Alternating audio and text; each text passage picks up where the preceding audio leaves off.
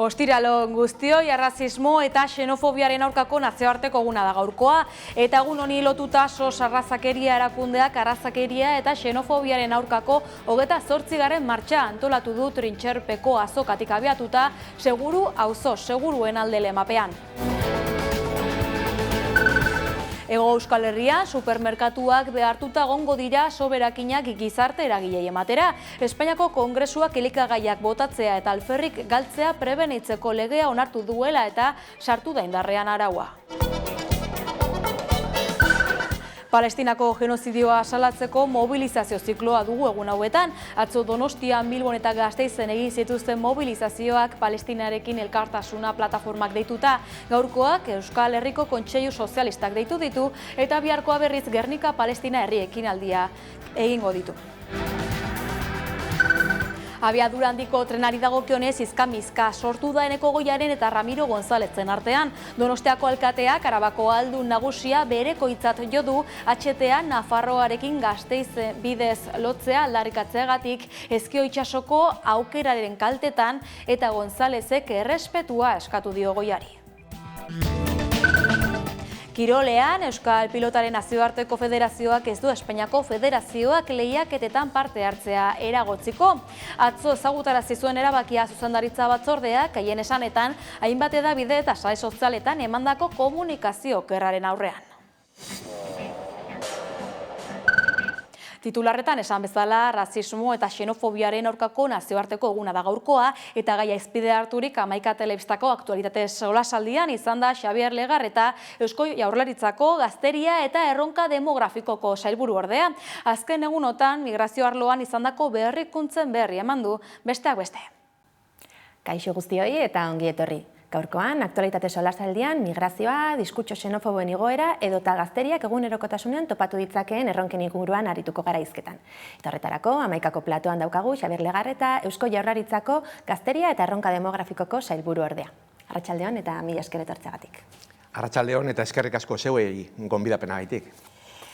Aktualitaterekin hasiko gara, konkretuki aste honetan onartu berri den lege dekretuaren inguruan, hau da Espainiar estatuan, bakarrik datozen adingabe migratzaileen banaketaren inguruan, jakineko genuke, nola baloratzen duzuen erabaki hau argitaratu da Euskal Autonomia Erkidegoak 88 adingabe hartuko dituela, baina hori, nola baloratzen duzuen erabaki hau eta erabaki honetara arte iristeko prozesua.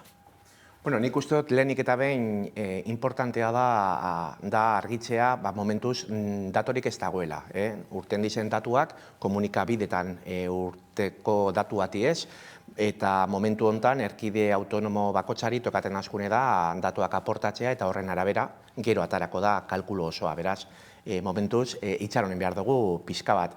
Baina, egia da, aste honetan errege dekreto bat onartu dela, Jaurlaritzatik hasikerako balorazio bat egin dugu eta printzipioz positibotzat hartu dugu errege dekretu hau. Positibotzat hartu dugu lehenik eta behin uste dugulakon errege dekretu hau aldala izan pauso bat artikulatzeko erantzun estruktural bat Kanarias uhartetan bizi den egoerari aurre egiteko. Jaurlaritzatik aspalditik ibili gara behin eta berriz eskatzen erantzun estrukturala beharrezkoa zala oneri erantzuteko, ze orain arte partxeokaz ibili gara beti eta behin eta berriz hori egon gara eskatzen eta hau aldazan aurre pauso bat. Beste alde batetik positibotzat hartzen dugu, errege dekretoan kontutan agertzen dizen kriterioak Pradales lehendakaria eta Clavijo presidentearen proposamenaren kriterio berberat izela, eta hori positibotzat hartzen dugu. Eta bai hartzen dugu positibotzat, adin txikikoen kudeaketan eskara oin zerotik hasten. Hemen aspalditik gabiltz lanean eta egia da erkide autonomo batzuek, orain arte batzuk esfortzo gehiago egin daude beste batzukaz konparatuz, eta errege dekretu horretan, kriterioen artean, bai errekonozidu egiten da, orain arte egindako lana, eta hori guretzat positibotzat hartzen dugu.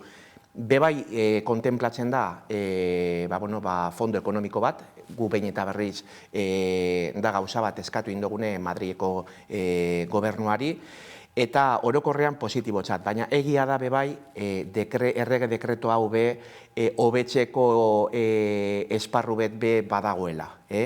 Ikusiko dugu oin, kongresoan eztabaidatuko da errege dekreto hau, ikusiko dugu alderdi politikoen artean zemotatako negoziazioa aldan egon, eta horren zain egongo gara. Jaurlaritzaren aldetik hobekuntzak izan daitezkela aipatu duzu, Jaurlaritzaren aldetik ze hobekuntza proposatuko zenituzkete edo ez dakit oraindik aztertzen hasi zareten? Bai, guretzako hobekuntzarik importanteena da, behin eta berriz eskatzen gabiltzena da Euskadi konsideratzea iparraldeko muga administratiboa.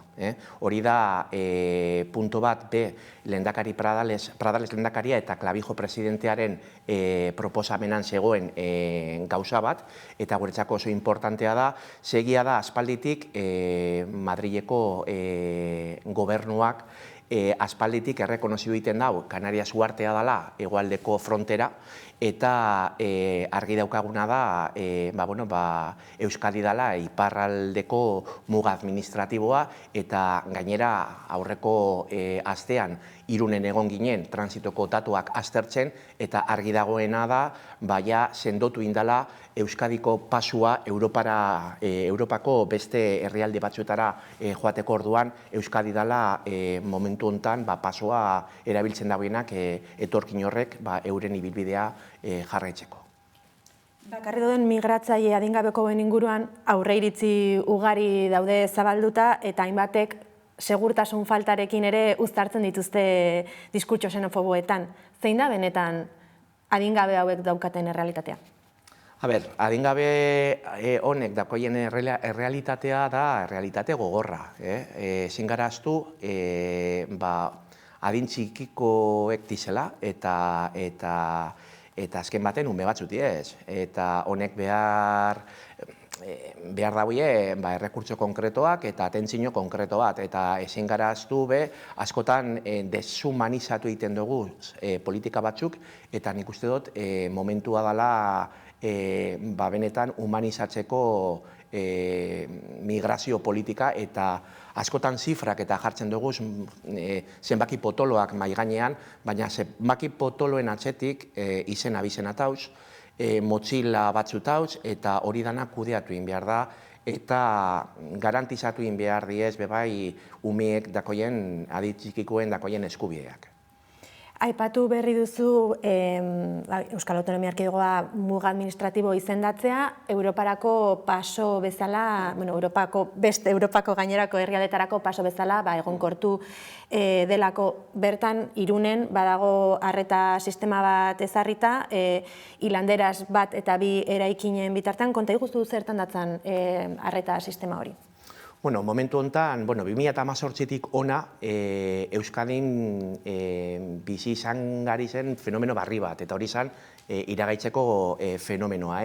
2018tik ona Irunera heltzen dizen flujoak indartu indiez, eta hori dela eta 2018tik instituzio publikoetatik martxan jarri gendun errekurtso desberdinak fenomeno horreri aurre egiteko.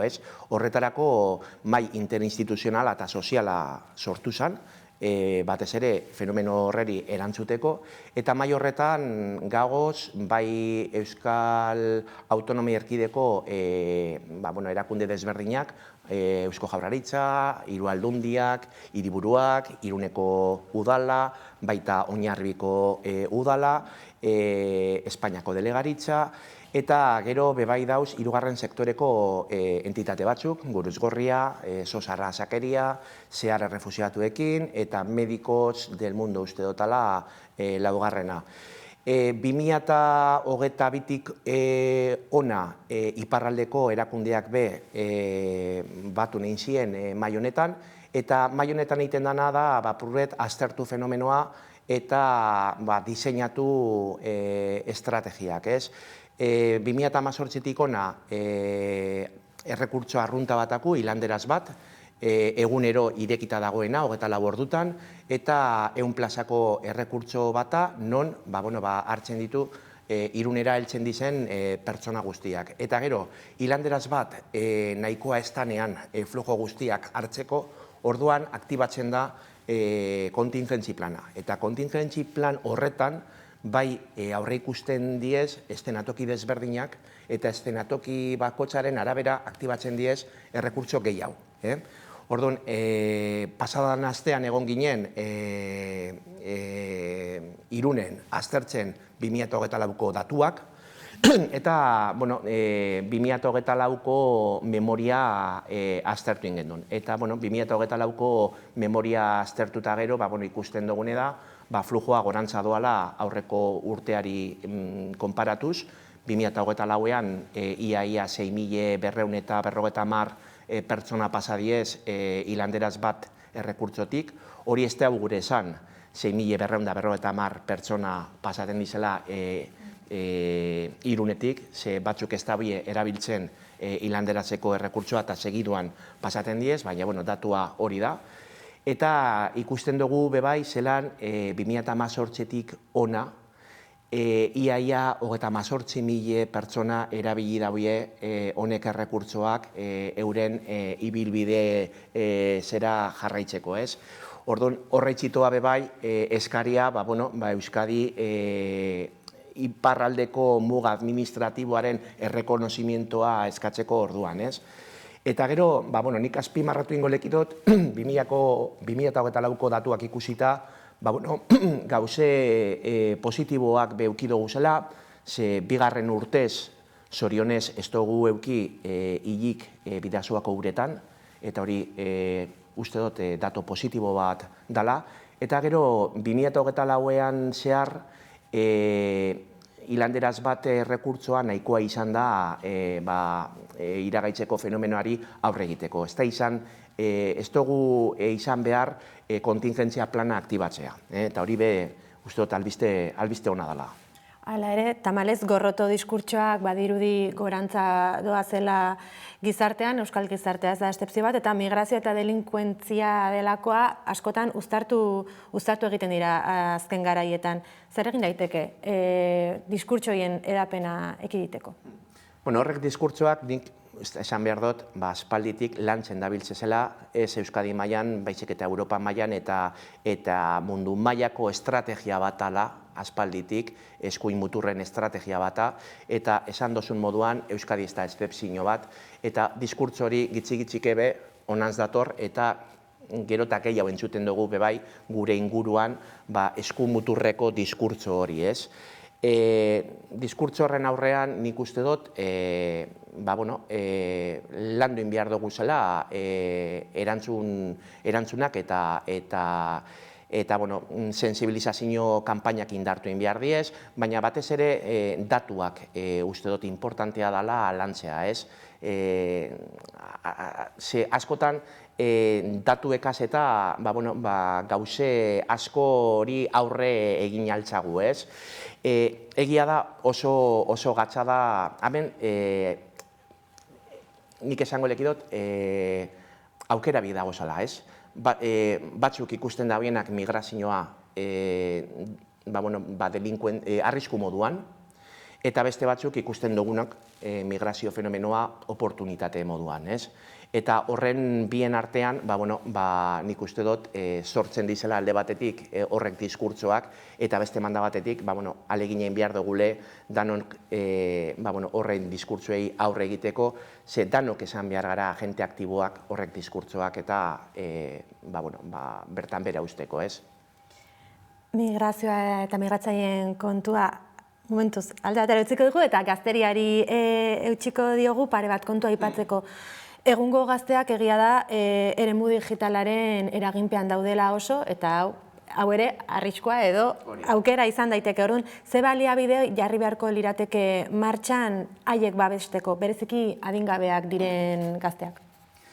Egia da, teknologia barriak gauze onak tako zela, baina baita arriskuak ez, eta hemen be, ekilibrio bat lortu egin behar dugu, ez? Jakin behar dugu horrek teknologi barriak zelan erabili, benetan erabilgarriak izateko, eta ez beste gauza bat, ez? Hemen egia da, eztabaida handia sortu dela hainbat eremuetan, eta Euskadiko erkide autonomoan legez ez da debekatu, adibidez, mobilen erabilera hizkuntza sisteman, hemen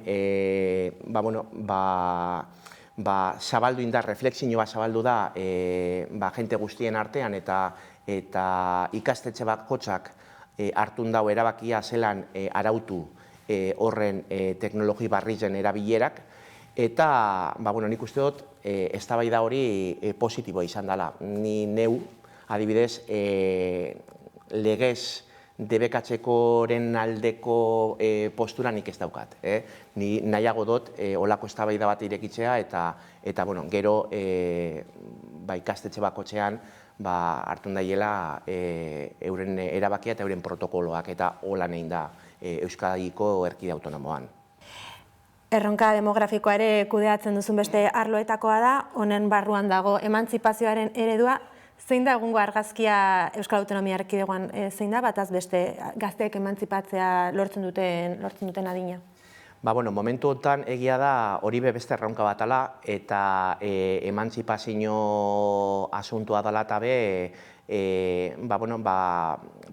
aurrera pauso batzuk be mondizela, eta hor dauz emantzipa laguntzak, non gitxik-gitxike indartzen doa zela, eta aurten be ja prest daukagu aurtengo deialdia, eta deialdia bera be indartu ingo da perfilak eta zabaltzen, ez? Gero eta gazte gehiago aukera okin den emantzipa laguntzak eskatzeko. Erronka demografikoa dela eta ez dela, nik uste dut, erronka demografikoa ulertu inbiar dela, lanildo desberdinetan landutako erronka bat izan behar dela. Alde batetik emantzipazio asuntua hor dau, dude barik, baina beste alde batetik famili laguntzak indartu inbiar diez, eta hor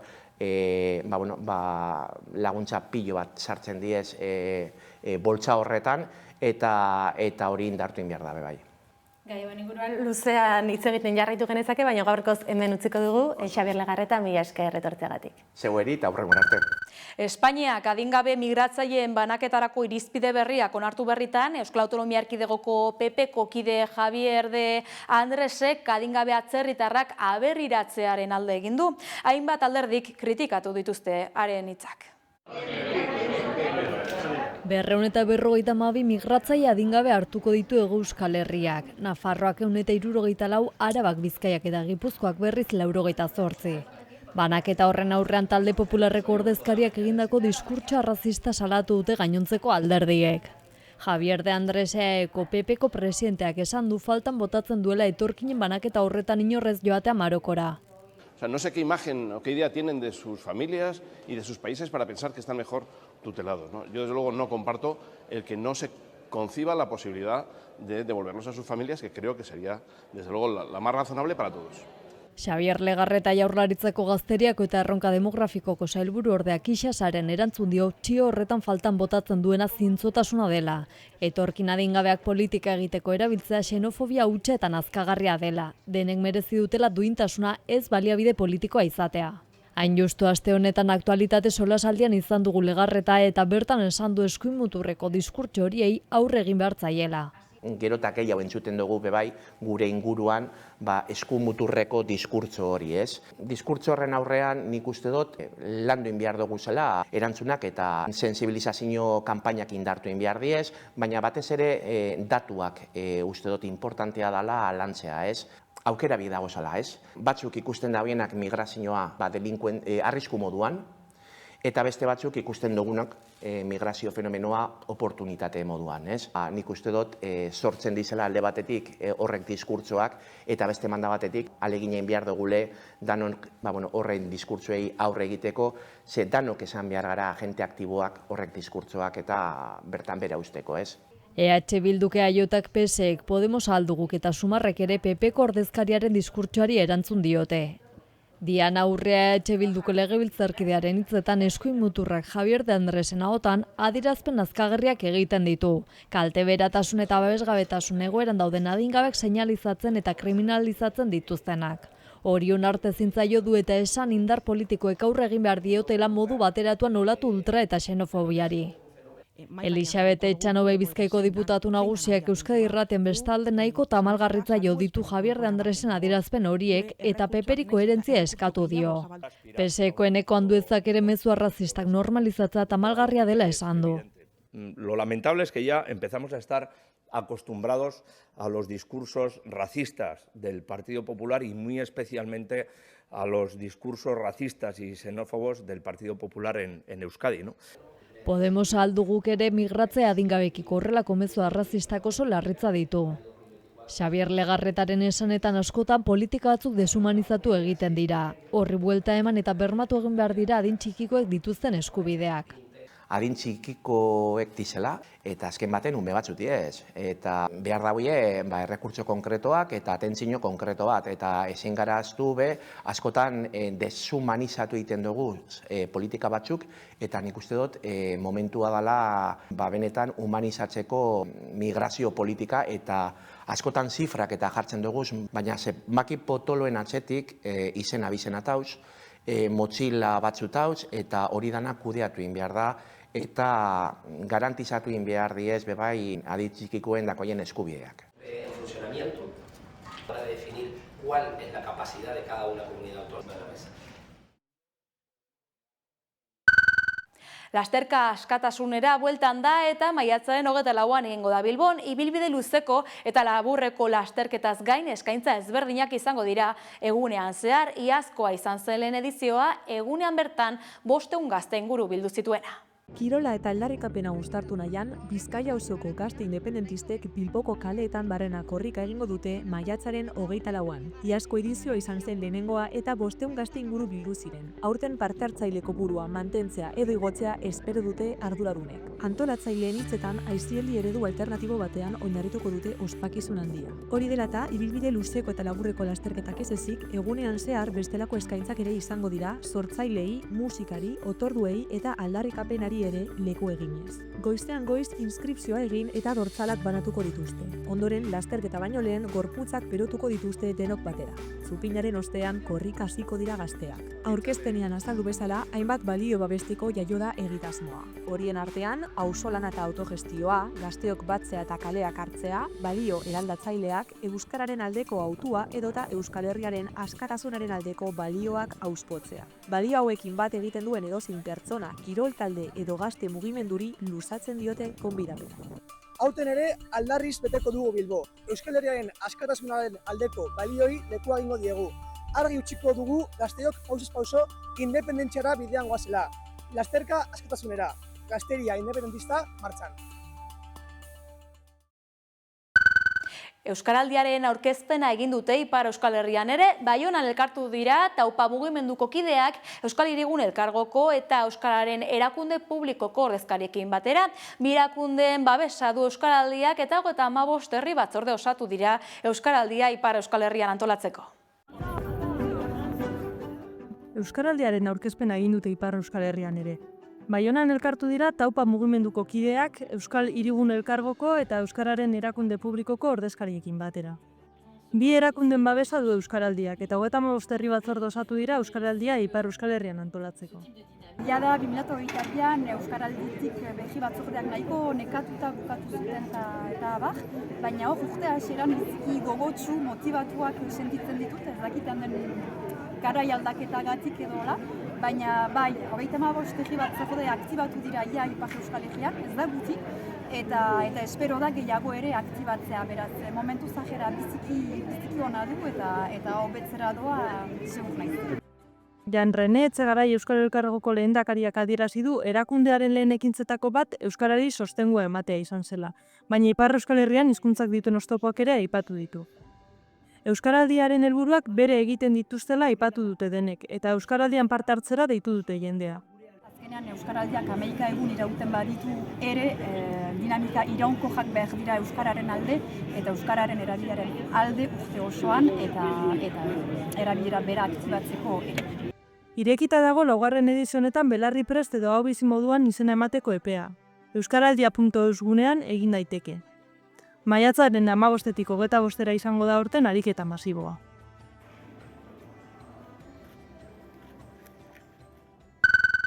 Euskara gaiekin segiz, Bizkaiko Foru Aldundiak administrazioaren euskalduntzean atzera pausoak eman dituela salatu dute.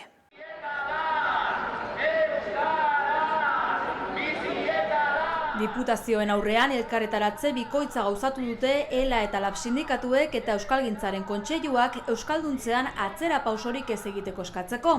Donostian 100 lanpostu publiko baino gehiagotan euskararen eskakizuna baliogabetu duen sententzia salatu dute.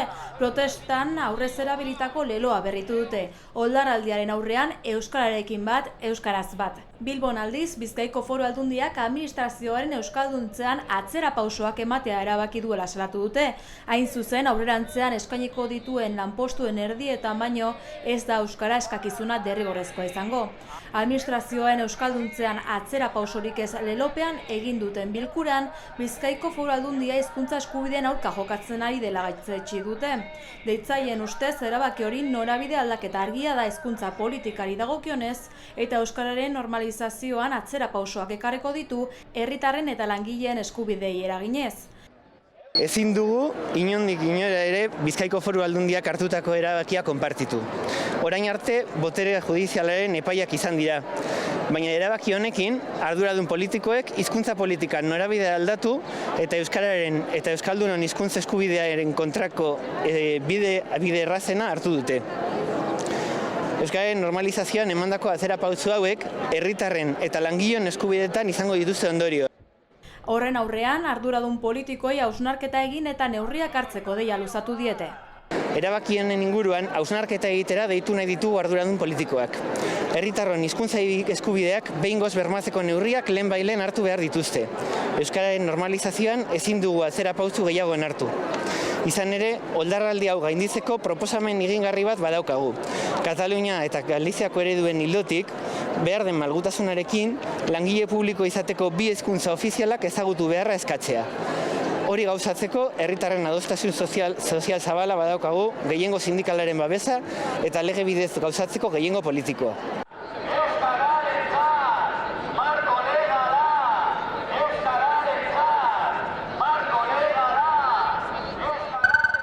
Euskarazko hedabideen elkarlana eta digitalizazioa sustatuko ditu Europak Sarebide proiektuaren bitartez, adixetasunei. Sarebide proiektuaren bidez, Euskarazko hedabideen elkarlana eta digitalizazioa sustatuko ditu Europak. Proiektu horretan elkarlanean arituko da 11 telebista beste 5 komunikabiderekin batera.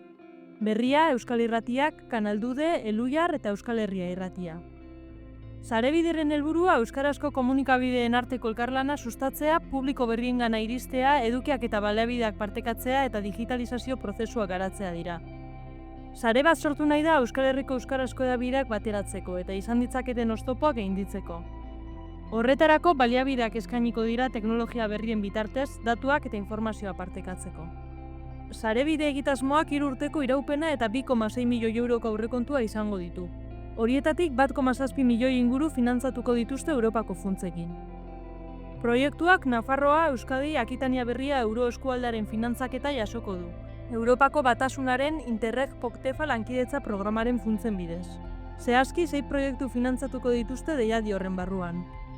ESI, Sarebide eta Eusguneak euskararen alorrean, lanean mugaz gaindiko enpleguari dagokiona eta garraio jasangarriari lotutako 2, mugaziklo eta transfermugi.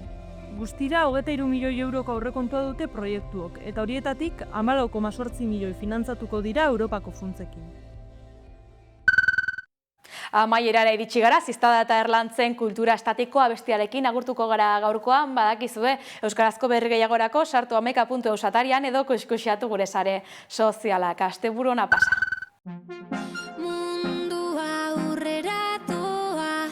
Naizta batzuek ez duten lortzen, kultura estatikoa, behin da berriro da sustatzen.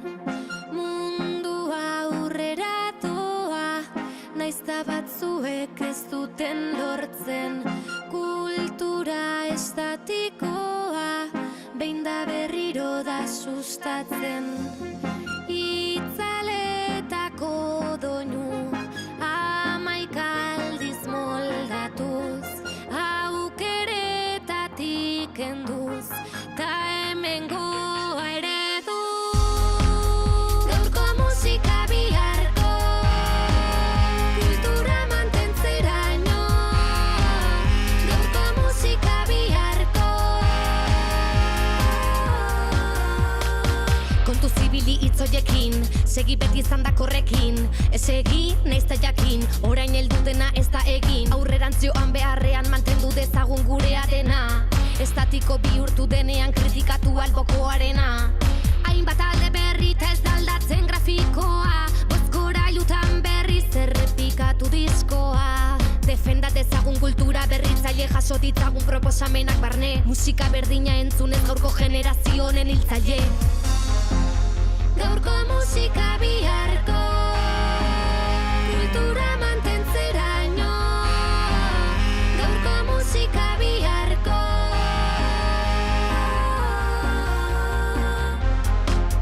gaurko musika biharko kultura mantentzeraino. Gaurko musika biharko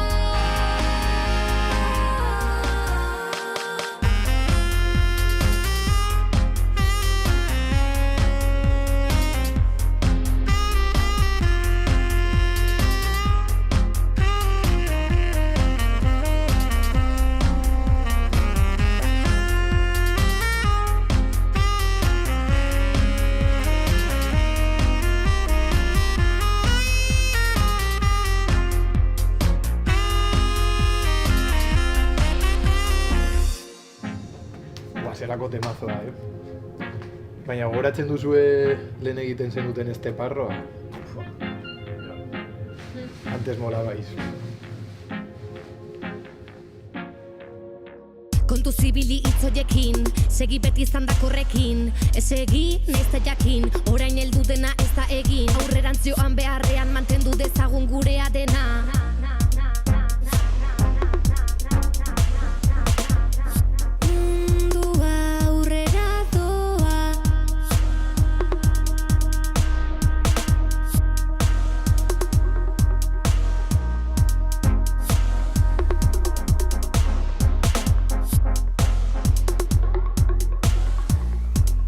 Nahiz ta batzuek